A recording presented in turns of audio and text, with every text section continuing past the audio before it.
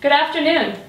My name is Jennifer Wallace, and I'm a physical therapist and the owner of Duchenne Therapy Network. I have an emphasis in Duchenne evaluation and treatment. I also have taught many classes to other therapists to educate them on the best practices related to Duchenne. This is the first of a series of video blogs which I intend to release over the next year.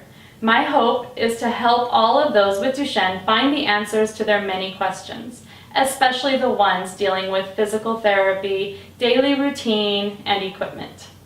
This series of video blogs will cover the most frequently asked questions. If your particular question has not been answered, please feel free to send it in and we'll get that question answered in future videos. You'll notice the Cure Duchenne logo in the corner. Cure Duchenne is a national foundation dedicated to funding pivotal research to find a cure. They have partnered with Duchenne Therapy Network to offer easily accessible educational resources for those with Duchenne. Thank you, Cure Duchenne. Today's topic is one of our most important, stretching. Some of the general guidelines of stretching are: stretching shouldn't hurt. As the muscles relax, increase the stretch. Hold each stretch for 60 seconds. Perform stretch routines 6 days a week. And this young man, who's going to come in right now, has agreed to allow me to show you how to do some of the stretches, just with basic instruction. So stretching is one of the most important aspects of care for Duchenne. It can help to maintain or increase flexibility, make movements easier to do, affect safety when standing and walking, deter invasive surgery, and make sitting and laying down positioning much more comfortable.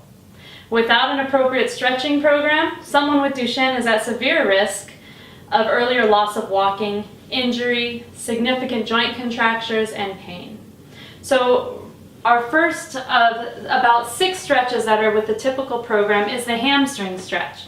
What you want to do is bring the leg up so that the hip and body are at 90 degrees, and then you hold that steady there while you slowly raise the foot upward. Go ahead and relax. And when you feel tension, you stop and hold it. Remember, 60 seconds is ideal. After the tension starts to give in, you take up the slack and push a little more. And then bring it back down. And then repeat on the areas that are problematic. Another important area is the Gastroc and Achilles. And what you're going to do with your hand cupped, place it under the heel. Go ahead and relax. Place it under the heel with the forefoot on your arm. You're going to put the leg down, make sure the knee is not hyperextended.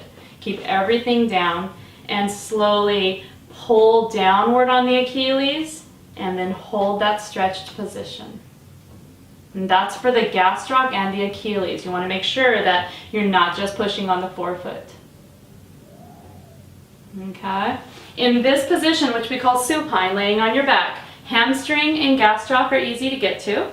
Also, forearm supination is an area we want to take real good care of. And what you're going to do, I'm going to show you on the arm closer to you, is bend the elbow 90 degrees and keep it at the side. And then the forearm is this portion. This is pronation, this is supination. You want to turn the hand, the palm up towards your son's or your patient's face and hold it there, getting as much supination as you can, which is this position. Again, 60 seconds would be great.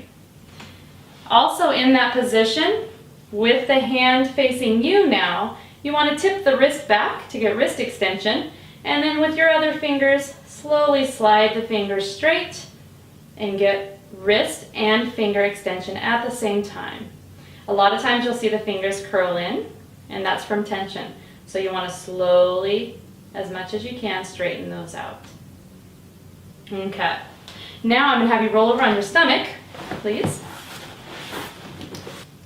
So now that he's in this position, we can get good stretching on the IT band and the hip flexor first. What you want to do is bring the leg up, cradle the knee in your hand and his lower leg in your arm, stabilize the pelvis with one hand. You're going to pull up and then towards you. crossing the knee close to midline or across if you can. This gives a good stretch for the side of the hip here and the front of the hip there. And again, hold for 60 seconds if you're able to. In this position, we can also get a good stretch on the soleus, which is the second major muscle in our calves. So what you're going to do here is bend the knee 90 degrees, so the leg is upright this way.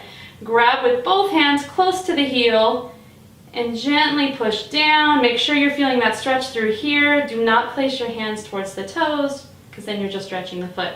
We want a good ankle stretch like this. Okay?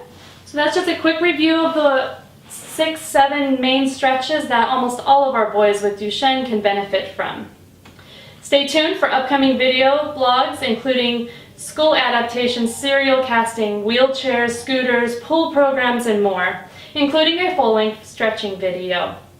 Thank you very much. Bye.